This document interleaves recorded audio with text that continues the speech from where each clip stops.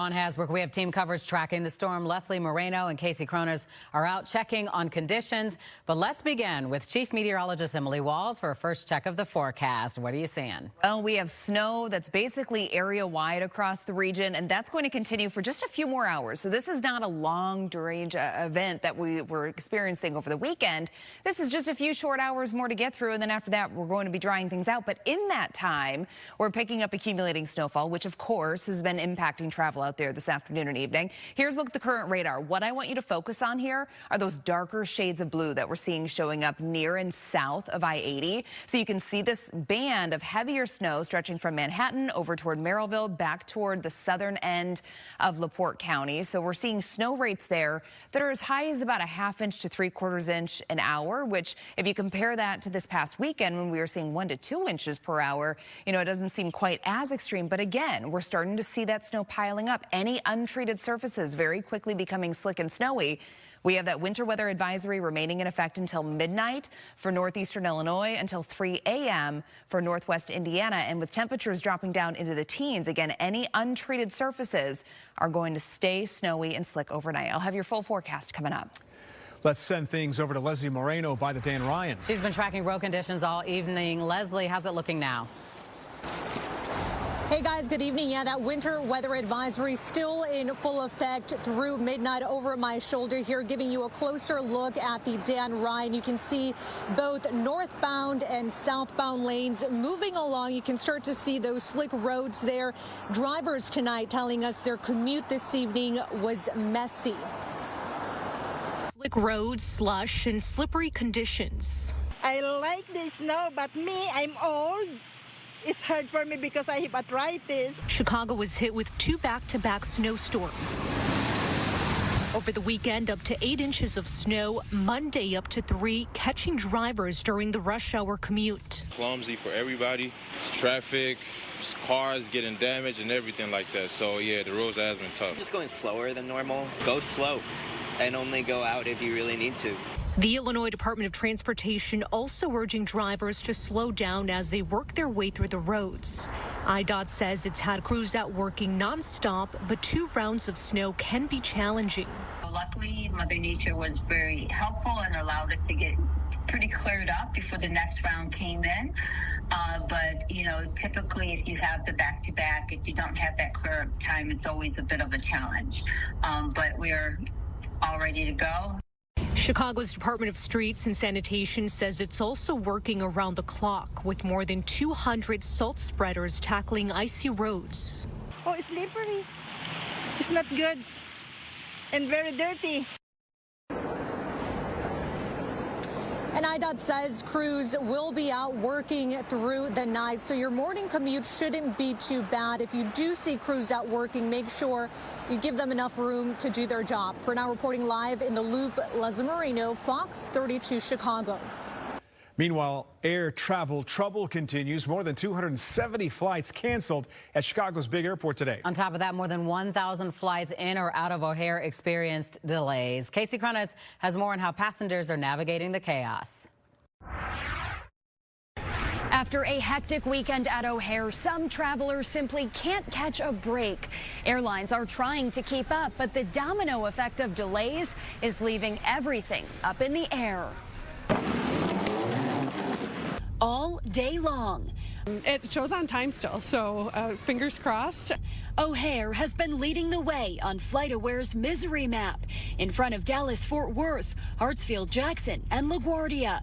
It tracks delays and cancellations at the nation's busiest airports. Alante Montgomery is from Virginia and is trying to get to Fargo, North Dakota for work, but he's been stuck in Chicago for roughly 36 hours. Our flight got delayed, and it was saying that we were supposed to get in Fargo around 4-ish.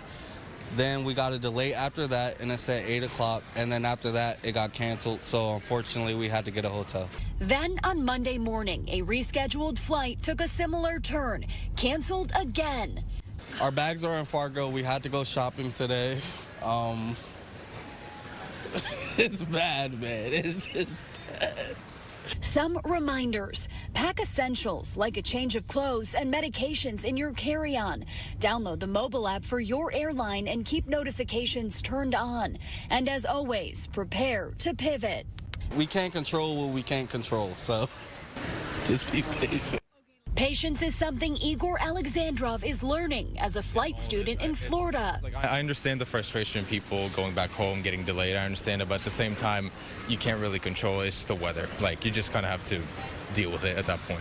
Passengers say they've waited on planes for hours while crews de-ice them. Others, while they hope a gate opens soon. Not a surprise to DePaul University professor and aviation expert Joe Schwederman.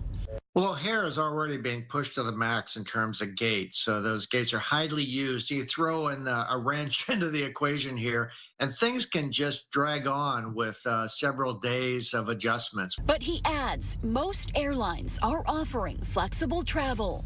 I think here, though, the scope of the problems is so severe that people are inevitably stuck. But they've been quite good about allowing alternative airports, allowing you to rebook, allowing you to cancel your trip altogether. And as long as roads are slick, you're encouraged to plan some extra time in your commute to and from the airport. Reporting at O'Hare, Casey Cronin, Fox 32, Chicago. The community of St. Charles is speaking out tonight against ICE and immigration enforcement. At tonight's meeting, people pushing city council to stand up and take action. What happened to innocent until proven guilty? How are we allowing these people to be deported without, anything being checked and rechecked? Are you really abiding by your vision statement? I say this so that you may reflect as to who your community is, and that it's important to include every section of it. They hope council will follow the lead of other suburbs and ban ICE agents from city property.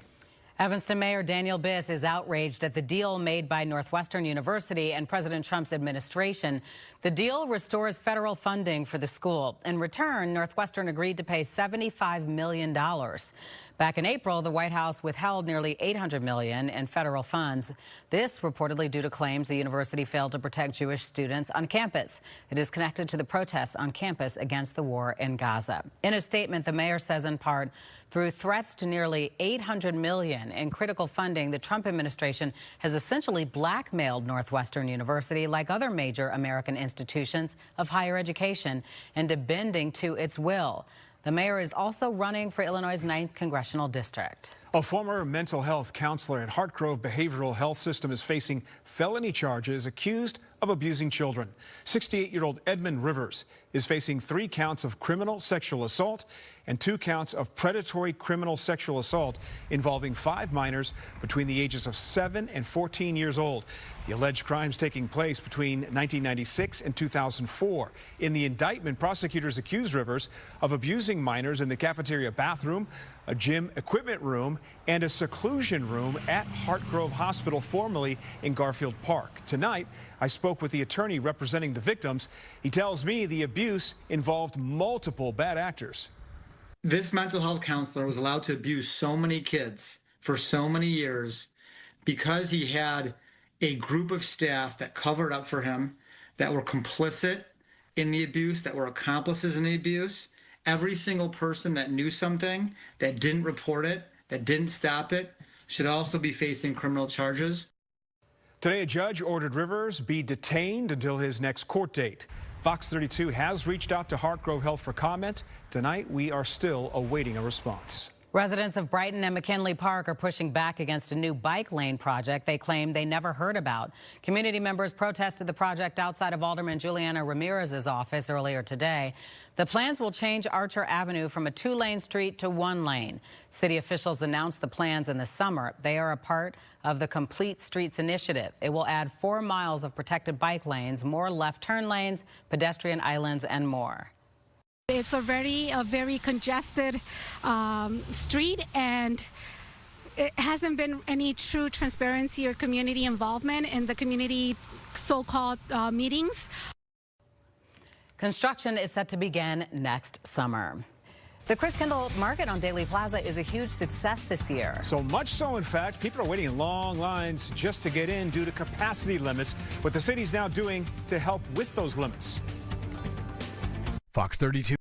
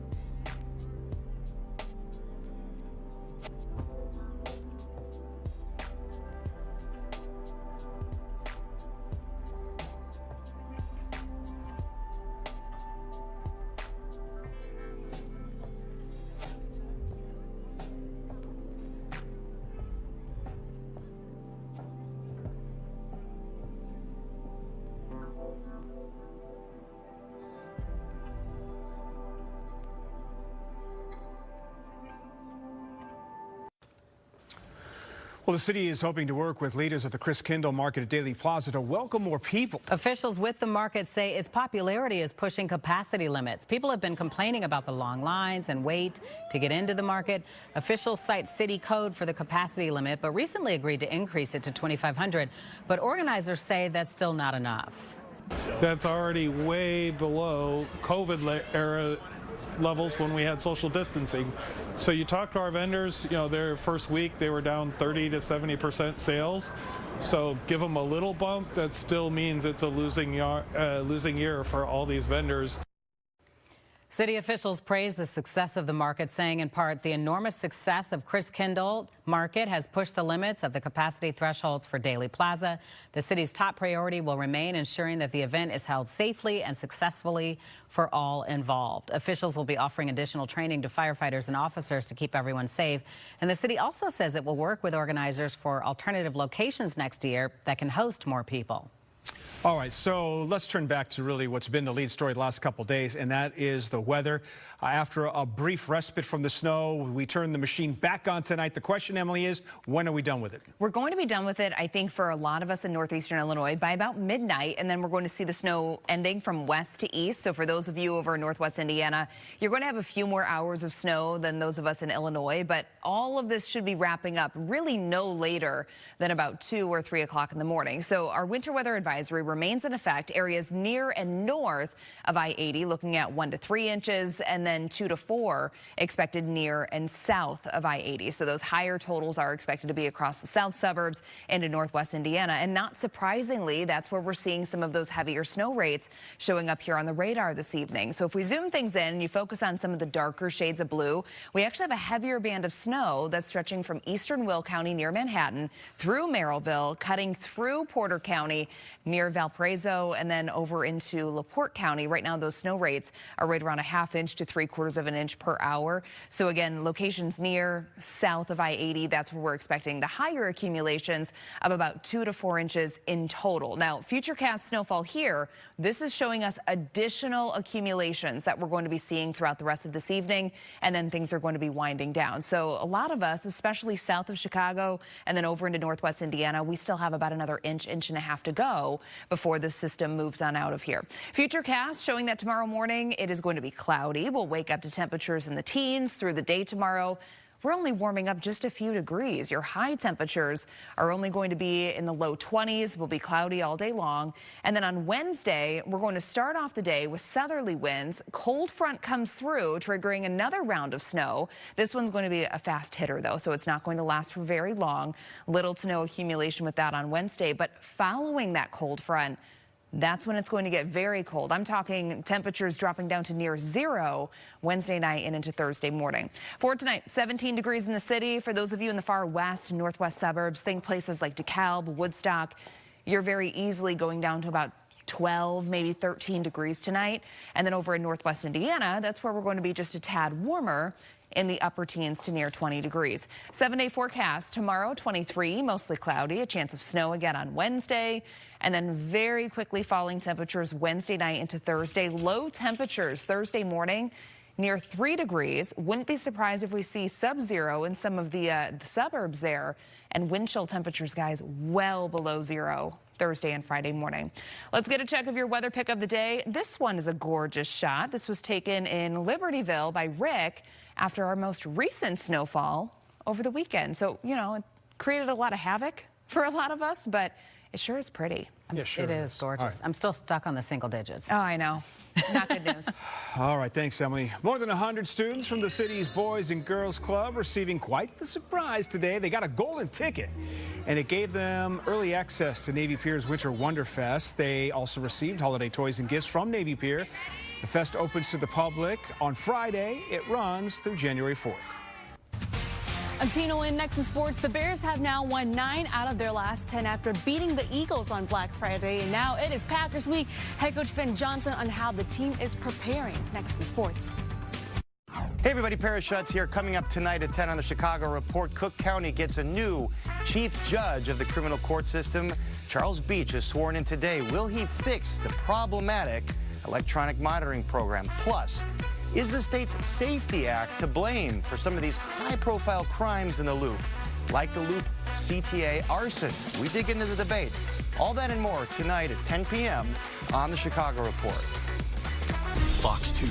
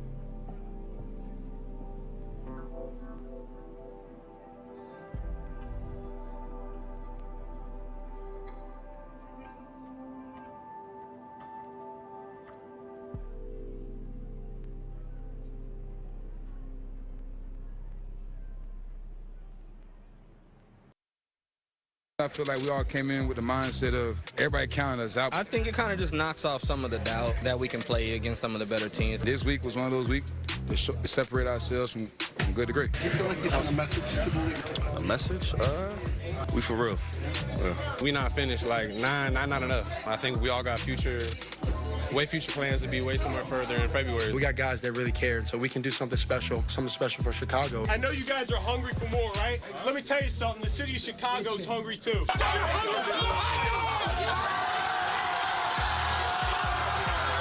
better, bad. Never let it rest. Good gets better. Anybody gets better. Bears on 3. 1, 2, 3. All right, no longer the same old Bears 12 games in, and Ben Johnson has completely flipped the culture, setting a whole new standard here in Chicago. The Bears have now won 9 of their last 10, 9-3 on this season, and as of right now, hold the #1 seed in the NFC. But even with the narrative changing, Ben Johnson explains the focus remains the same. Just like I told the group this morning, the job is not done. We haven't accomplished anything yet. We're at 9 wins, and I think this year you're probably going to have to get to 11 to make it in the tournament. And so that's what we need to do. We got to get there first. We got to find a way to get there, and the only way to do that is to find a way to be 1-0 this week. The significance of it at the moment isn't much. Look, I know how this all is. We're on the so-called mountaintop right now, but those things change quickly week to week. The season's far from over. The job is not done. You can say it any number of ways. Our guys are going to understand that there's a lot of ball left to be played, and we got to continue to get better if we want to continue the course that we've charted for ourselves. All right, coming up on CST Daily, the Bears conversation continues. FS1's Danny Parkins share where his playoff meter is currently at. All that and plenty more. Up next, CST Daily right here on Fox 32 Chicago. All right, and the shorthanded Bulls down in Orlando tonight to face the Magic. 7 players were ruled out, including Kobe White, Isaac Okoro, and Kevin Huerter actually got hurt during the game. Josh Giddey, though, led the way in scoring with 22 points. Vooch dropped a double-double, and Magic's Desmond Bain going off for 37 points. Bulls go on to drop their 4th straight game, though. They lose to Orlando 125-120. In other news, Michigan State officially announcing former Northwestern head football coach Pat Fitzgerald as their next head coach. Finally tonight, back to a shirtless Ben Johnson. He addressed the media for the first time since his viral social media moment on Friday. So what kind of reaction did he get over the weekend? Take a listen. What are some reactions that you've heard from people to you doing the whole shirtless thing? To be honest with you, I haven't heard anything from outside of the building. My wife was just laughing. That's about it. Yeah, I guess my 2-year-old was watching the TV screen back at home, and she's like, no shirt, no shirt. She just pointed to the screen, no shirt, no shirt. And my wife had no idea what was going on. So that's really about how that went. You know, I think anytime you get a chance to feed a city, you want to do it. So man of the people. Yeah, no doubt about that. Ben Johnson is for the people of Chicago. We're back with more after this final break.